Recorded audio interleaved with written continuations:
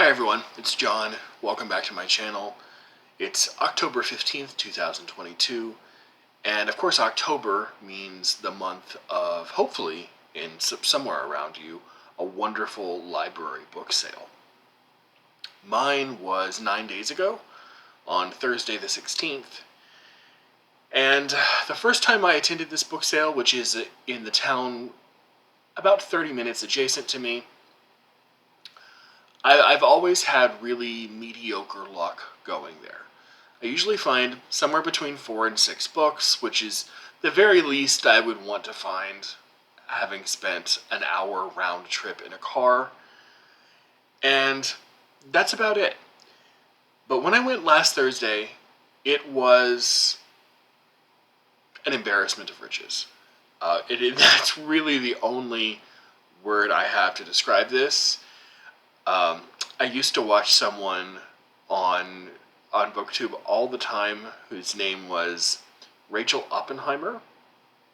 She lived in Baltimore, probably still does live in Baltimore, and she would always say that she tried to be abstemious when she went to one of her local bookstores. And I will say, this is about as abstemious I can get when you dangle this much temptation in front of my face. I walked out of there. This is one place, one book sale. I walked out with 33 books. And paperbacks were $1, hardbacks were $2. I know some of you very, very lucky ducks out there get paperbacks for like $0.25 and hardbacks for 50 cents. Anyway, I'm not that lucky. But I'm still extremely pleased with what I got, their condition, and the price. So without wasting too much more of your time, let me first apologize for the length of this video. It's probably going to look something like 45 minutes to an hour, I'm just guessing. I don't want to break this up into 2 parts. I have a busy weekend ahead in front of me, and I just want to get this out there in its entirety.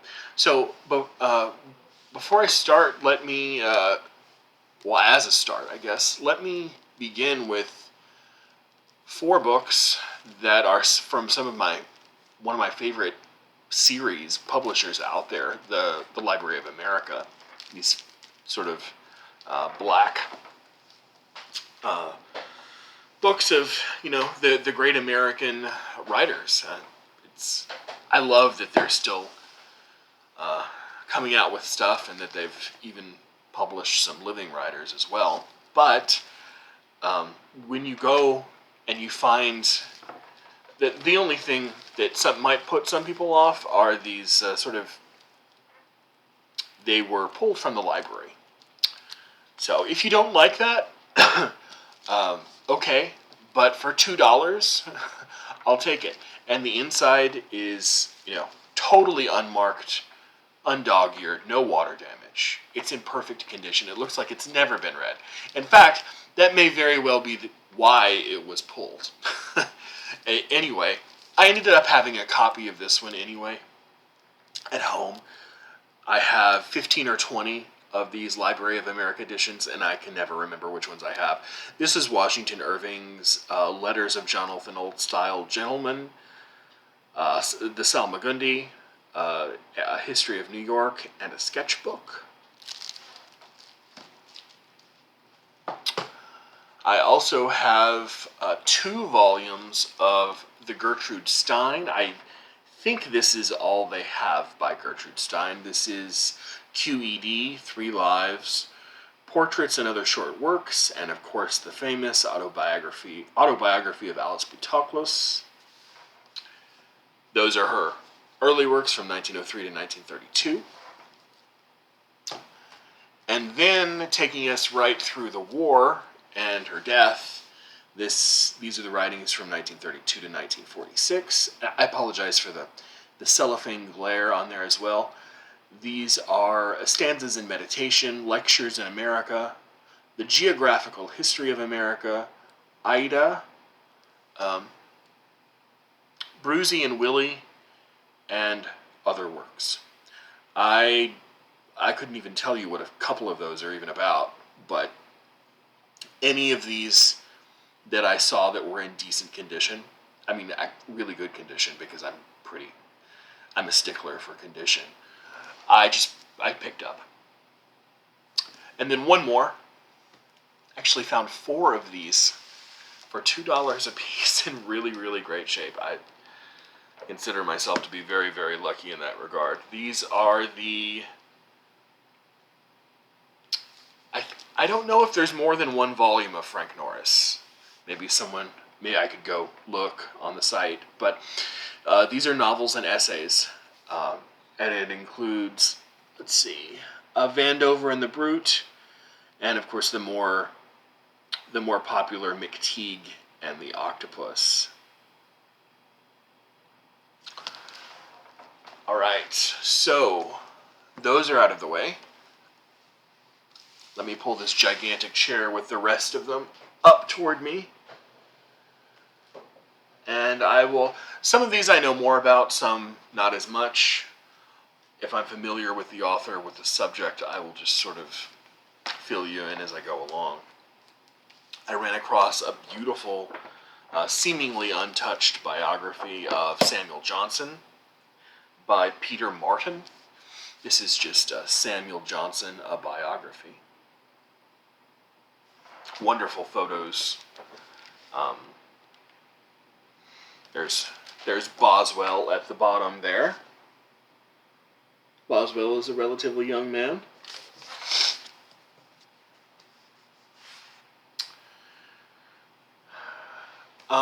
Aside from his book on the French Revolution, this might be one of Simon Schama's better known books. It's called, appropriately enough, a phrase that I opened up the video with, An Embarrassment of Riches.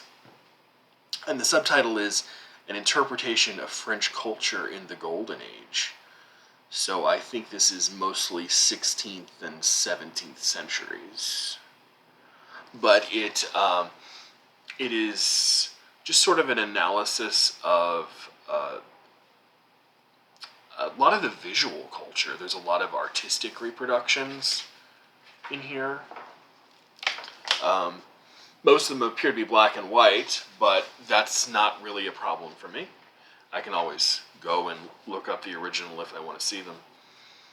But Simon Schama sort of rides, he's one of those people who is an academic and has an academic background, but writes really well for a wider audience. And sometimes I really like that. So, especially with a national history that I'm less familiar with, like this one. All right, next. This is a biography of Frederick the Great by a writer whose name kind of struck. I sort of vaguely familiar with it, and for some reason I thought he might have written something about Boswell or something else about Johnson, or maybe a second volume of this biography, but as far as I can tell from my Goodreads account, none of those are the case. This is Robert B. Osprey's Frederick the Great, the Magnificent Enigma. This will go well with my Peter the Great biography by Robert K. Massey, which I also need to read, and also by Massey, my Catherine the Great biography. Huge 1,000-page biographies that I need to get around to.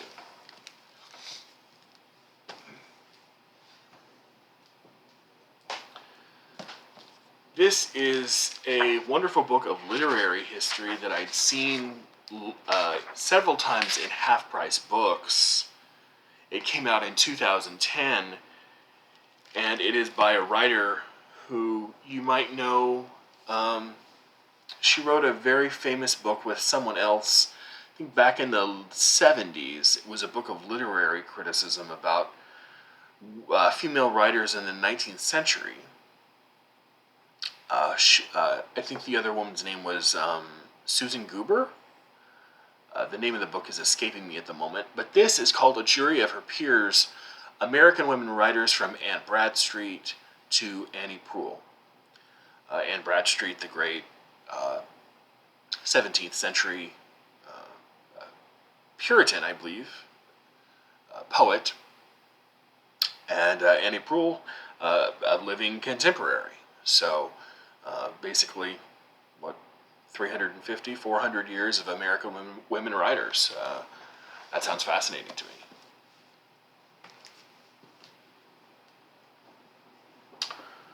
Next up, a writer that you will probably have heard of and be familiar with if you're curious about ancient history of any stripe, Roman, Greek, uh,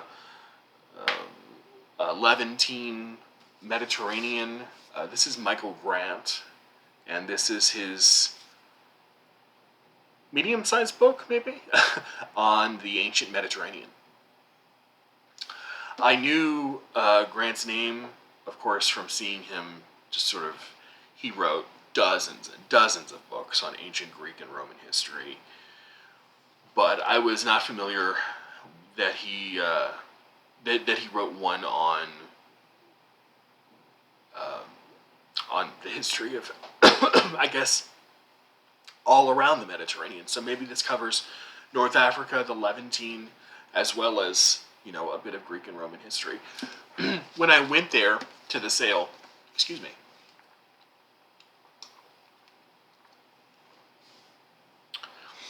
the thing was, and I should have mentioned that this is the beginning, the sale was on Friday and Saturday. But for people who were actually dues-paying members, you got early admittance on Thursday night. So at 5 o'clock on Thursday evening, maybe 100 people were allowed into this small auditorium that had probably 100,000 books in it, organized only by title. So when I saw something that was interesting, I didn't really want to suss it out too much, other than for condition. If I saw something that was in good condition, that looked like something I would want to read, I just threw it in a basket. I culled out a couple of things at the very end, but they were mostly for condition reasons. I found underlining or other things in them. But when things are just $1 or so a piece, I figure, I'll find time eventually, or else I'll just donate it back. I have, let's see here, someone was using, this is a Battlefield Earth, or the Battle for Middle Earth command, keyboard commands as a bookmark. Okay. Not a big gamer, so I don't know. This is The Age of Napoleon by J. Christopher Harold. Completely unfamiliar with the book. I thought it might go well with my, what's his name? Andrew Roberts, Andrew Nichols. He wrote the big 800, 1,000 page biography of Napoleon. I would love to read these in conjunction with one another, of course. Let's see. Where can that go? Right here. Also, very, very happy to find this. You don't really see many of these old modern library editions anymore. When you do, they're kind of beaten up. But this one was in relatively good shape. And this is Prescott's, it's 2 books in one. His History of the Conquest of Mexico and History of the Conquest of Peru. And both of them are very, very long books. Well, I guess not very, very long. But when you put them together, they run to 1,300 pages. So it is quite a beast on a bookshelf. But I've never read Prescott, and I would really, really love to. I think those 2 sets of history, sort of, where Europeans encounter the New Worlds in those 2 episodes. Really, really fascinating reading. But of course, this was written in the 19th century, and the only accounts, the sparse accounts that I've written, were much more contemporary to our time, not to the time when this happened.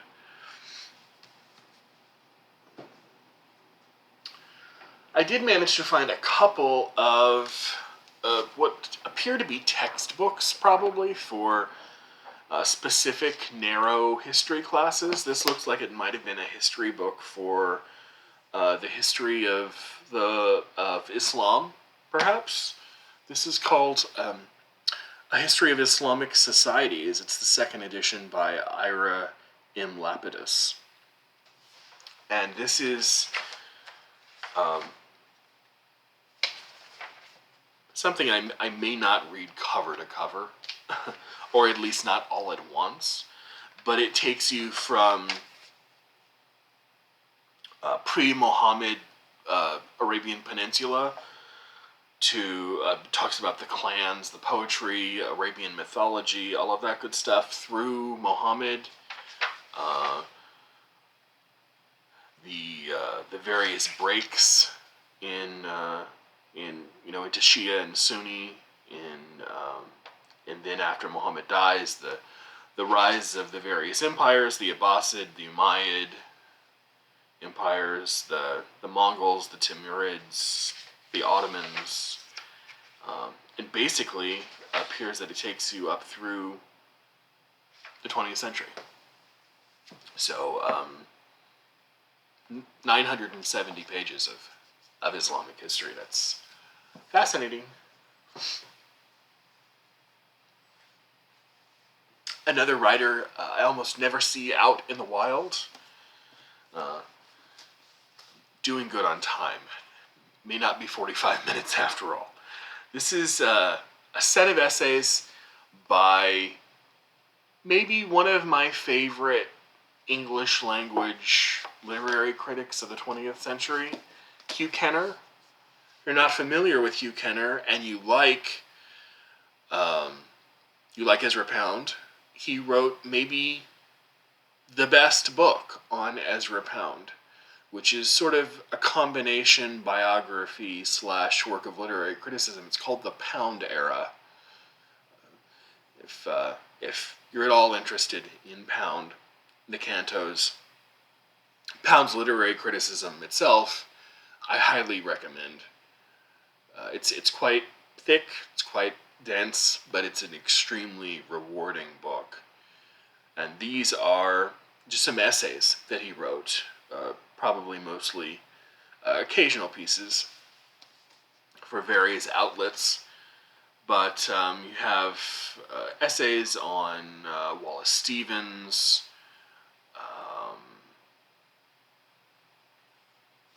one essay called P.S. from P.S. from H.D., a reference to the poet there. Who is Leslie Fiedler, another American literary critic. Beckett at 80. So just a bunch of shorter pieces.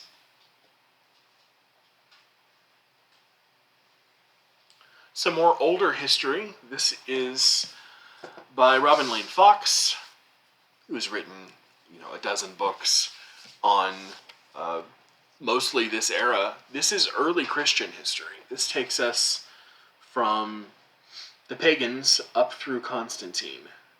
It's called Pagans and Christians, and there's a very, very long subtitle there that I'll read to you. It's called Religion and the Religious Life from the 2nd to the 4th century A.D., when the gods of Olympus lost their dominion, and Christianity, with the conversion of Constantine, triumphed in the Mediterranean world. You have to think, with a subtitle like that, was there not an editor around who could have chopped that down to maybe 6 or 8 words? But, okay, I'll take it. It takes up a third of the cover, but I'll take it. Also very, very happy to find this.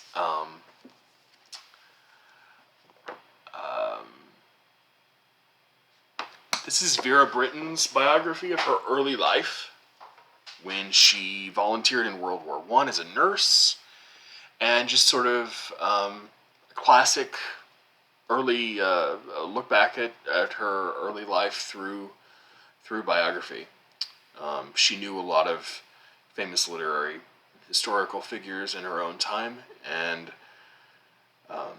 other than that, I don't know too much about it without having to read the back of the book to you. But I'm very interested in this.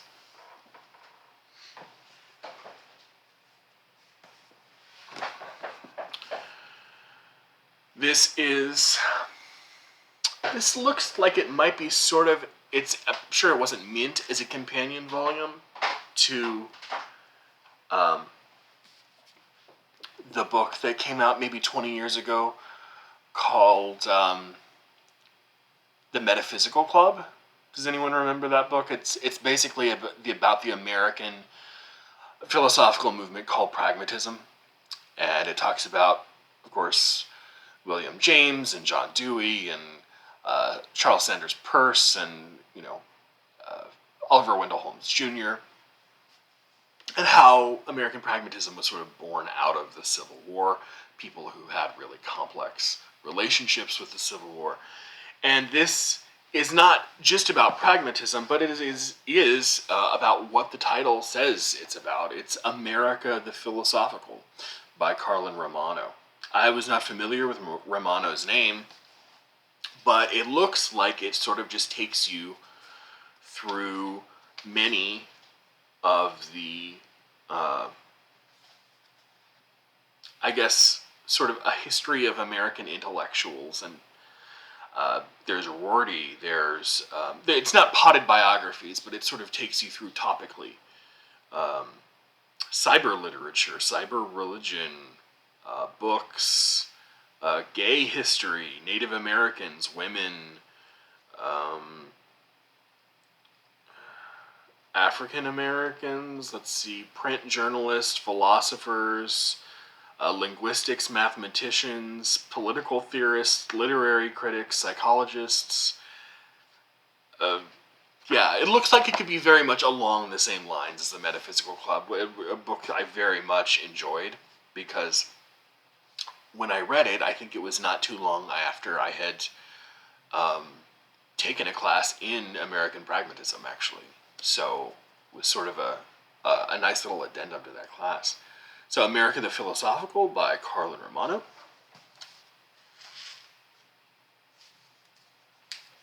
This is an author that was actually recently published by the Library of America, who I opened the video with. But this isn't a Library of America book. They recently published Gene Stafford. And this is FSG for our Strauss-Giroux. And it's the complete stories of Gene Stafford.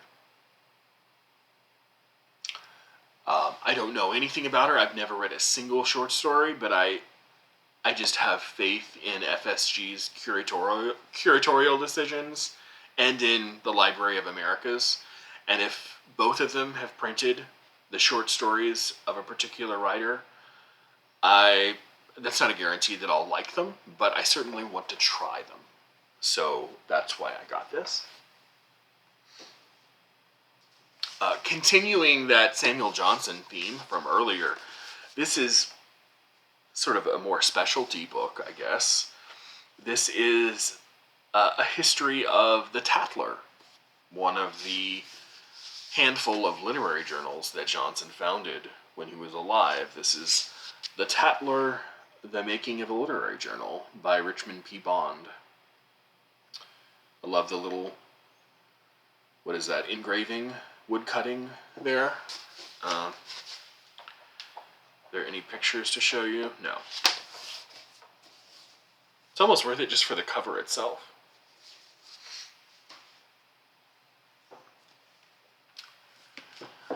Next is a book by a writer I really, really like. I've read a couple of his books, and he writes mostly about cities, urban planning, the history of the city.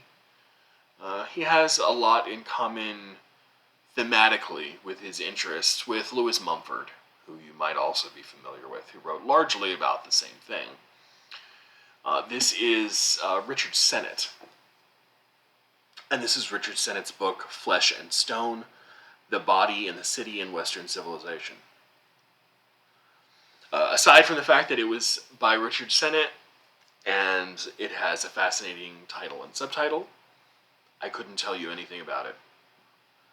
But he has a lot of...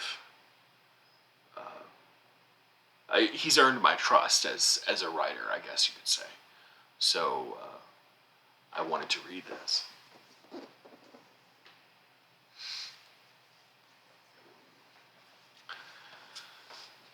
This is by David Halberstam, and this is The Best and the Brightest. I have a few other books by him, but if you're unfamiliar, David Halberstam was a pretty popular historian. I believe he passed away a number of years ago in a car accident, if I'm not mistaken. He wrote many books. This one is on basically many of the people who served in the cabinet and just sort of the upper echelons of the Kennedy and the Johnson administrations. So when I get around to maybe reading my Caro biography of LBJ, this will be another 600-page book to maybe supplement that with some material, because it'll shed more light on the people who surrounded him, maybe more than just his life itself.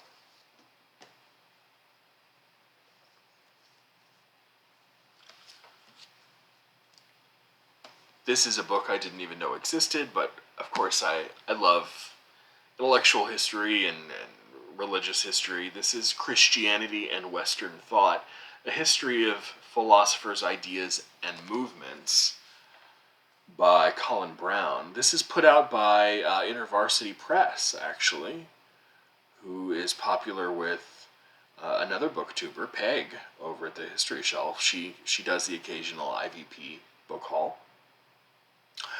And I only found out when I got it home that this is actually volume 1 of 3.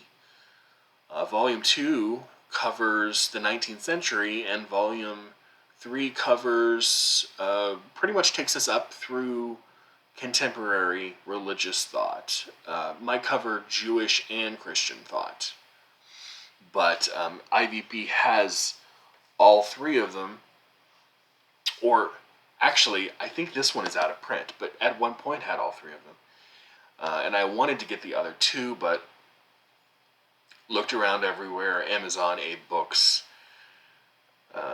thrift books, and they're all $20 or $25 a piece.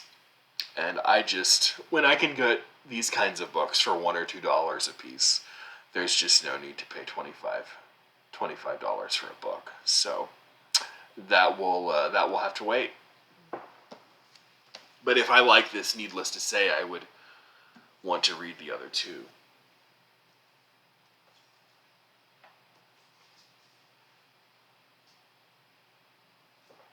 Another short story collection. We saw Gene Stafford, and maybe 10 or 12 years ago, I read a book of short stories by this writer and wrote a review of them.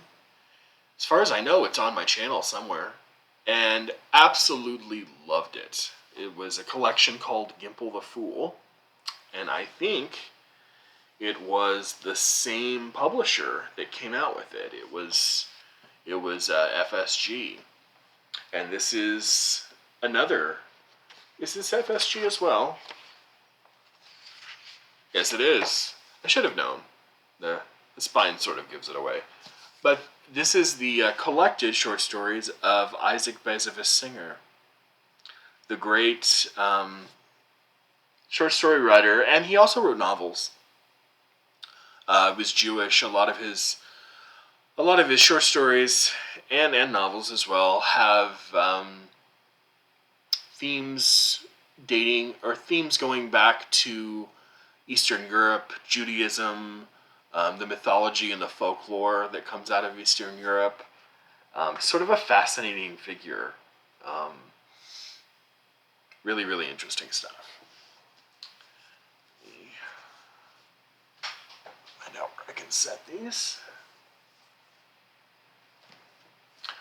This is the only edited collection I think I found, and it's just a series of essays put together on the topic of the Celtic consciousness. It's edited by Robert O'Driscoll, and it has just essays on the Celtic world, going back in archaeological, linguistic, and linguistic history, prehistory. It's mythology, literature, religion, art, music, the rise of Celtic nationalism in literary and political studies, and the last section is the Celtic vision in contemporary thought and art. Again, something I don't think I would read cover to cover, but I think would be fascinating to pick up and read an essay here and there, especially if I was reading, something about William Butler Yeats or, Oscar Wilde or something, another Irish author that I would be interested in reading about.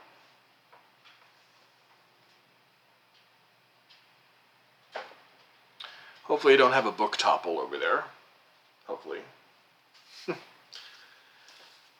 Here is, I don't know how many, I think there's 4 or 5 of these. These are, it's a big, long, multi-volume work of historiography by Eric Vogelin. And this volume is called Order and History. I think I have another one of these somewhere in my library. It might be this one, but it's not in my Goodreads. So I don't know which one it might be, if it's even there. But I picked this up because, along with Spengler, along with people like that, he's really one of the big picture historiographers working in the 20th century. So ideally I would like to find these. They tend to be a bit expensive when you find them online. So I got this.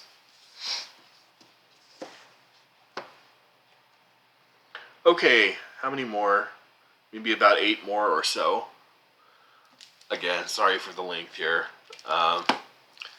This is London Rising, The Men Who Made Modern London by Leo Hollis.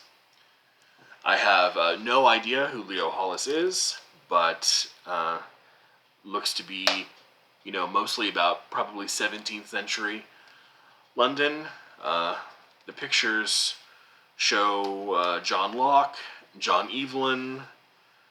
John Evelyn was a slightly less famous Samuel Pepys. He was an English diarist. And also, I love this portrait of Christopher Wren, the absolutely amazing English architect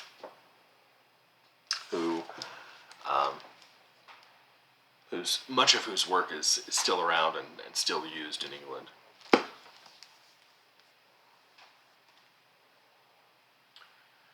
I read one of this next writer's novels maybe 10 or 12 years ago as well.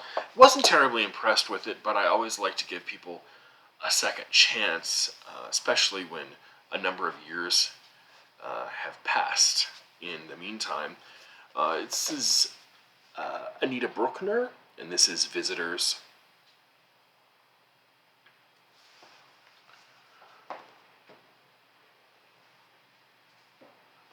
Keeping up with the theme of English history, I found something that doesn't have a dust jacket, but that's okay. It's still in great condition without the dust jacket. This is New Worlds, Lost Worlds, The Rule of the Tudors. Well, I guess those dates are there for people who don't know the dates of the Tudors, but 1485 to 1603. There you go. That would be Henry VII through Elizabeth. Don't know anything about the writer. Oh, the writer is Susan Brigden, Brigden.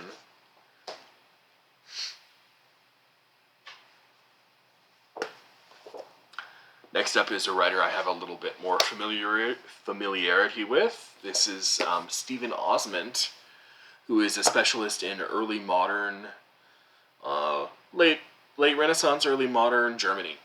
Germany is his wheelhouse, and this is The Burgermeister's Daughter: A Scandal in a 16th Century German Town. Don't know what it's about, but he's written, well, one or two other books that I've read, and probably a number of books about this era in Germany.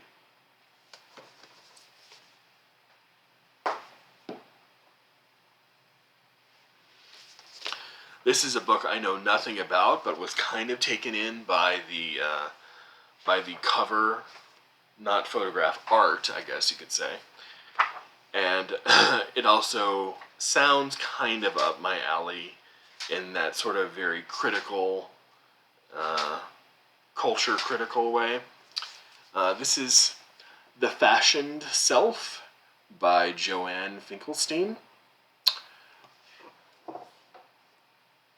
And I'll just read a quote from Norman K. Denson from the University of Illinois on the back. This starts where Goffman, that's a reference to Irving Goffman, the sociologist, and Baudrillard, the French philosopher, ended. The fashionable self probes the surface expressions of the material self, arguing that we postmoderns are no more sophisticated than our predecessors in our emphasis on appearance and image as the measures of the self and its soul. We fail reflexively to discover ourselves to the degree that we allow the simulacra to govern the public and private definitions of who we are. There is a certain poverty of experience here which Finkelstein brilliantly uncovers. So again, it sounds like cultural criticism about fashion and about clothes. Fashion doesn't interest me so much, but the cultural criticism aspect certainly does.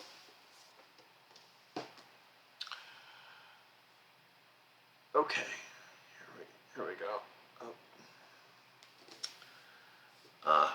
This is A History of Greek Literature by Moses Haddis. Haddis wrote scads of books, I think, largely on philosophy, especially Greek and Roman, old Greek and Roman philosophy. I know I have another book of his somewhere on the Stoics and an explanation of Stoic thought. But this is just him going through, largely in chronological order, old Greek lit. This is, oral transmission, origins of Greek literature, Homer, Hesiod and the Hesiodic schools, lyric poetry, drama, Thucydides and Heraclitus, Herodotus, the philosophers, the orators,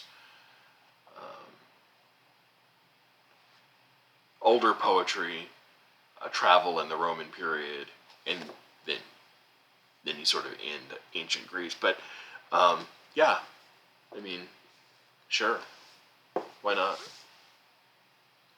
I think everyone probably knows these two writers, Will and Ariel Durant.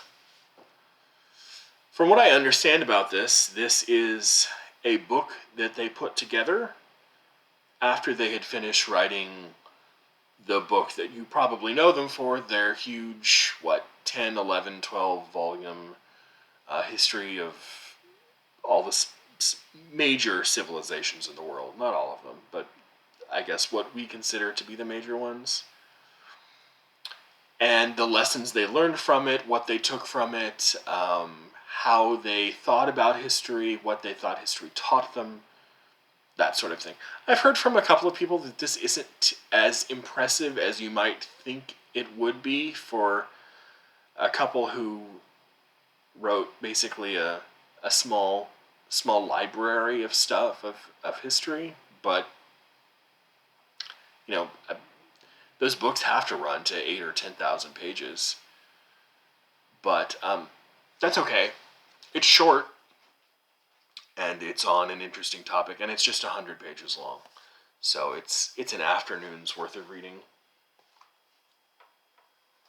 2 more. Let's do this in 45 minutes, shall we? All right. Oh, yeah, so another writer everyone knows, hopefully has at least heard of, if you like history. Again, no dust jacket, sorry. This is SPQR by Mary Beard.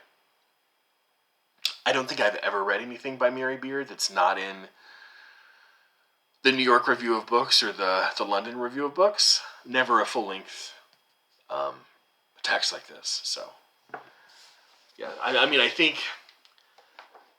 I took a small handful of Roman history classes in college, so I'm not too sure how much I'll learn from this. But I love history just for the voice of the writer and the historian, too. And sometimes they have unique vignettes they can shed on history as well. And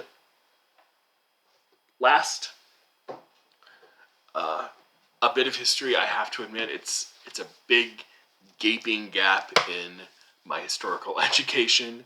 This is The Raj, The Making and Unmaking of British India by Lawrence James, by St. Martin's Press. And I know nothing of Lawrence James, and next to nothing about the British Raj in India. But this looks absolutely wonderful, comprehensive, and fun to dig into. So it's right up my alley. Well, 42 minutes and change. I'll take that. Thank you so much for sticking around, if you did. And I will be back. I just finished up a 2 or 3 long spate of work yesterday, which is the only reason I found time to show you these books today. And now through, I hope, the rest of the year, I want to take time to start catching up on videos and maybe show you these books right here, which I still haven't shown anyone.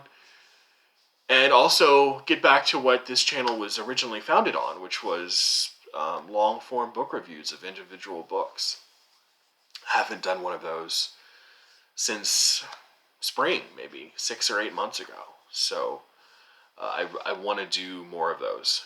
I have a few pre-written ones and another, handful that I need to actually sit down and write and then just tell you all about. So until then, like I said, I hope to catch up, and let me know if you know anything about these, want to read them, share in the comments. I would love to hear from you. Bye, everyone. I'll see you later.